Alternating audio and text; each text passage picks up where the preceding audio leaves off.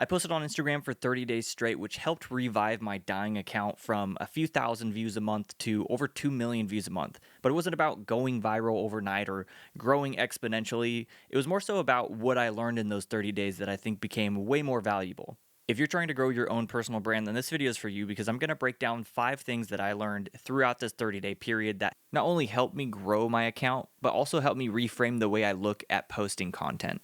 If you're new to this channel and you don't know who the heck I am, my name is Jordan Palmano, and for the past 15 years, basically half my life, I've been a full-time filmmaker and commercial cinematographer, and I've been doing personal content for the past 6 years. So I have this YouTube channel, and I have my Instagram account, TikTok, and I've been doing all of this kind of as a side hustle or something for fun that will maybe hopefully turn into something full-time one day. Over the past few years, I've grown this Instagram account quite a bit. In 2023, I saw the most growth with going from 14,000 followers to over 30,000 in just a couple months from a few videos that went viral. Now, this momentum was great. I was growing at a rapid speed, and then everything just died, and I let that momentum just fall apart. And from there, it was really hard to kind of get back into the groove of things. I had about a year and a half period of just posting content sparingly and not really growing and having a few videos do really well, but I wasn't seeing any growth, and I really wanted to figure out a way to kind of re-kickstart all of this excitement and growth that I had seen in the past. So I decided to set out to post every single day for 30 days. Initially, what I decided to do is post a 30-day filmmaking tips series. This was going to be every single day me posting some sort of tip or trick that I've learned from being a full-time filmmaker for the past 15 years. In order to do this realistically, I knew I was going to have to batch a lot of my content. So I decided to film the first 10 days so that way I had a whole bank of uploads that I could just post as I kept filming the rest of them. I also wanted to post the first 10 days so that way I could see all of the data that I was getting from this and figure out if I needed to pivot. And that ended up happening in a way that I wasn't really expecting. So I started with day one and I posted a video about how to properly set up a C-stand. This blew up right away and I was very excited about it, and I knew not to get too comfortable with this because I knew it was not going to happen every single time. One of the big ground rules I had for this was let all of these posts be data for me. I wanted to take advantage of these 30 days of posts to really figure out what does well and how are these posts going to grow this channel versus just get views and clicks. So after that first video started doing pretty well, I posted day 2, 3, 4, 5, and what do you know, all of those flopped exponentially, at least I thought at the time. These videos got significantly less views than the first video that I posted, but I wasn't going to let that kill my momentum. So I just kept posting, and as I kept posting, I kept filming more and more videos. I created a list of 30 videos that I planned to post in this 30-day series, but I knew that some of this was going to change as I posted, especially as I saw what was doing well, what wasn't doing well, and I ultimately ended up replacing a lot of those with new ideas as they kind of came to me. Which leads me to one of the first valuable things that I learned while doing this series is batch filming is important and can be helpful, but sometimes it doesn't work out. For me, it quickly turned from filming every video I could so that way I just didn't have to film anymore in those 30 days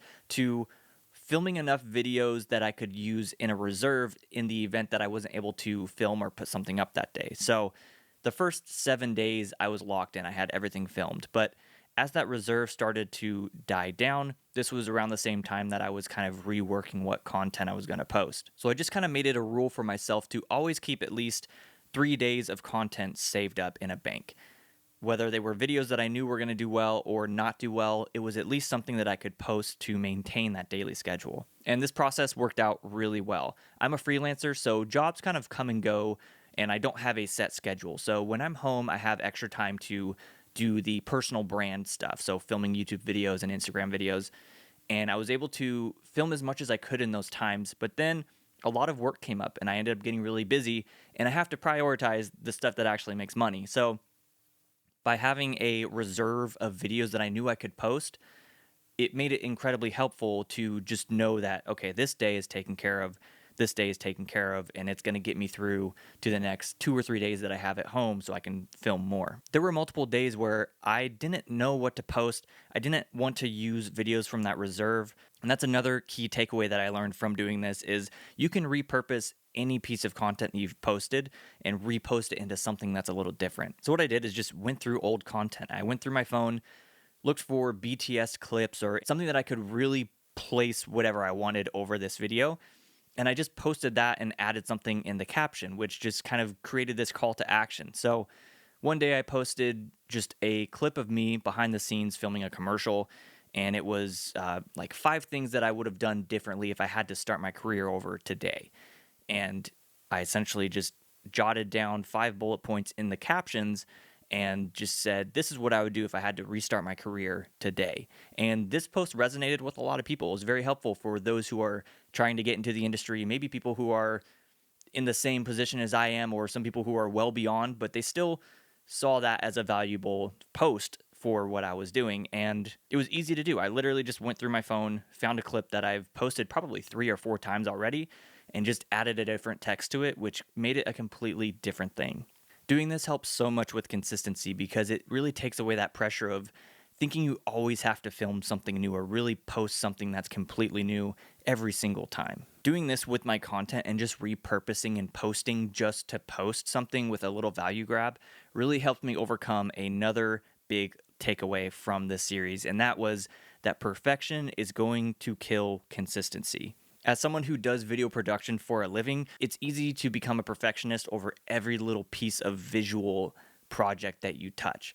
That's the level I have to operate a lot of times on some of these projects that I work on, but it is not what has to happen when it comes to personal content. And a lot of times I will film something or think of an idea to post online and end up not posting it because I think that it's going to be perceived as something different. And I start getting in my head of like, people aren't going to think that I'm a commercial cinematographer if I'm posting this, or if it doesn't look like X, Y, and Z, I'm not going to be credible as a cinematographer because it doesn't look as good as the professional work that I post. It's something that I had to really pull back from and realize that when it comes to social media, people care about the information they're going to get from a post and not as much of the visual that they're going to get from the post. I could post this YouTube video on an iPhone and it would probably perform the same, maybe even better than if I shot it with this very expensive camera and this whole lighting studio setup. This is a bad example of it because I am trying to create the most top-notch looking video right now, but it really helps to realize that just getting the information out there into the world is going to be so much better than trying to put the perfect information out. I know I kind of rambled on that a little bit, but there were so many times where I was trying to film, let's say 3 or 4 videos in a day, and I ended up filming 1 reel in a day because I spent so much time on that single reel that all of the other ones just got put on the back burner. And when I looked at that 1 reel, I realized that there was no added benefit to the amount of time that I put into it versus if I would have just gone with the first version of that video. So this helped me realize, 1, that's an internal struggle that I need to get through. But 2, if I really want to stay consistent with posting online, I need to just get that information out there, film it the best way I can in an appropriate amount of time, and move on with it. Now, I made it through a decent amount of this 30-day series before big problems kind of came up. And the biggest problem that I realized was I was starting to lose momentum on the tips portion of this series, the 30-day filmmaking tips. I don't think that these 12 or 13 tips are going to be valuable for a lot of the people who follow me, but I'm not going to give up this challenge. So as things started kind of shifting in this world, I made the decision to open up the niche. Instead of just posting a 30-day filmmaking tips series, I decided it's going to be much more beneficial, not only to me, but for the people who follow me, if I just post every single day the stuff that maybe is the reason they followed me in the first place. So I opened up that niche to post whatever was in the world of what I typically post. And this right here, I think honestly saved this entire 30-day posting series. As creators, we always hear the buzzword, find your niche and lock down a niche. But there's a certain level of finding a niche that really puts you into a box that is kind of a jail cell. By opening up the niche and posting again, kind of what I was posting before this 30-day series, it really allowed me to just take some pressure off of posting every single day, because now I can post any ideas that came to me versus posting only an idea within that niche.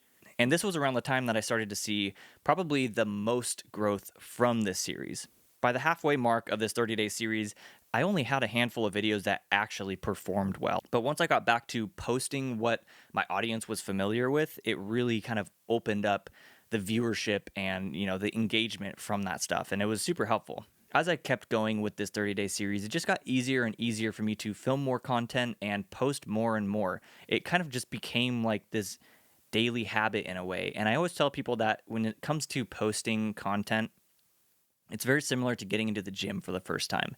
Getting into shape is hard at first. It's daunting. You don't know what to do. You're not comfortable with it. But as you start to go a little more consistently, you start to see a little bit of results. It gets a little bit easier. And eventually, over time, it just kind of becomes this working machine that you don't have to really think about. You enjoy doing it. You know exactly what you need to do to execute that plan. And that is the same exact thing when it comes to posting content. It kind of helped me build up the momentum that I had lost in that past 2 years by front loading 30 days of posting content. So I finished this 30-day series and I thought, okay, 30 days are done.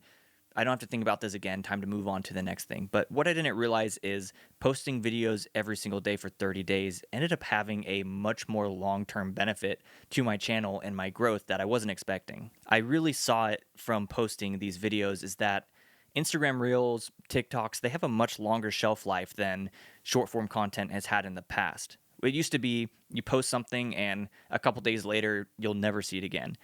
Now with Reels, those live in an algorithm for months and months. And I've had videos that I posted 2 years ago that are still churning out insane views just because they're always getting fed into the algorithm, or they might die out and then they'll just resurface again and start doing well again. So all of these videos that I posted, some of them that flopped initially, ended up doing really well a month and a half later. I'm now about 30 days past when I ended the series, and my account has been growing consistently, slowly but consistently, in that amount of time, and it keeps growing and growing, and the viewership keeps increasing from there. And it's all because of these videos that I've already posted. I'm going through a lot of the reels that I've posted that flopped initially, and they're starting to do a little bit better, and they're starting to grow into decent posts. And the videos that I posted that did really well are still doing well in the algorithm, and I'm noticing that there's just this slow consistency that I haven't had before. In the past, I've posted videos that go viral and I get a ton of followers from it, and it's like, oh, super cool, and it just dies out and you don't see it again. But since the start of this posting series and today, I've gained a little over 5,000 followers from it with over 3 million views. That's not an amazing amount of new followers. It's great growth, but it's been consistent. When I look at my analytics, I just see consistent growth now. I've seen the follower to unfollower ratio really change in a beneficial way, and this is something that I don't think would have been happening if I didn't post consistently like this. I think one of the biggest takeaways that I learned from this series is that posting consistently builds data, and data helps build strategy. So I'm able to take this data and rework how I post and how I present myself on this account, which ultimately helps me grow this account. Another big takeaway is I've really shifted from looking at the short term of what I post to looking at the long term. It's really helped me just not be upset when a post doesn't do well. I know we shouldn't give a crap about what does, and it's all numbers at the end of the day, but when you post something and it flops, especially if you're trying to build a personal brand, it does get to you. This has really helped me just kind of see this and say, all right, well, that didn't work, so let's not do that on the next post. And it kind of takes that pressure off in a way because you're able to just rework what you're doing. If you're not changing what you're posting and you're just trying to post it and it's just not working, you need to reshift something. It doesn't need to be the content that you're changing. It just has to be the way that you're presenting the content. And it's really helped me using this data to figure out how to present the content that I'm posting. Now, would I recommend you post consistently for 30 days? I would tell you just start posting and don't make a deal out of it. I wish that I just started posting consistently and didn't put a timestamp on day 1, day 2, day 3, because that really just, I think, added pressure that didn't need to be there. If I were you, figure out something that works for you. If it's 15 days, or maybe it's once every other day or 2 posts a week, set a goal, write them down, come up with a content structure, and just start posting. I think that whether you post for 30 days straight, or you post every other day or every 3 days, but you stick to a consistent schedule, you're going to get a ton of value out of that. And you're really going to learn about yourself, your personal brand, and kind of where you want to go with it. But that's going to be it for this video. I hope it was helpful. I hope I didn't circle the drain too much on some of this stuff. I just wrote down some bullet points from what I had learned, and I hope that you found a little bit of value from it. If you did, be sure to subscribe to this channel. Follow me over on Instagram as well. Give this video a thumbs up and say hello in the comments. I'll see you all in the next video. Later.